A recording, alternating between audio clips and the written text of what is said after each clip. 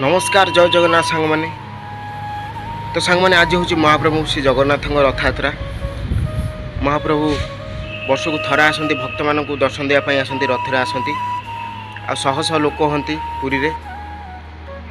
तो सांग मैंने मन पड़ जा पिला बेलर कथा मत जो 12 वर्ष होता 2021 मसीहार कथा मुझे एवं मत 17 वर्ष मत जो 12 वर्ष होता आम पाने मिसी गोटे छोट रथ या करूँ आउ रथ या क्या जानते चक्का होता डबा खोपरे आ बडीटा होता बाउंश कंची से खर्च होता 30 टଙ୍କା खर्च होता। रथ तैयारी कलु गाँव भी टाणलु बहुत मजा लगिला। तो महाप्रभुंर एत आशीर्वाद माने से खर्च होता 30 टଙ୍କା आवर्ष रथ तैयारी होची आबे केते टଙ୍କା लागू जानते 30,000 टଙ୍କା लगुच 30 टଙ୍କା 30,000 टଙ୍କା लगुच आम रथरे। तो महाप्रभुंर एमती आशीर्वाद थाउ हम पिला एमती आशीर्वाद थाउ मो गाँव एमती रथ टଣା सब वर्ष हो थाउ। तो मुझे कॉल करी भी मो सांग बाबू कॉल करी देखिली बहुत खुशी लगुच।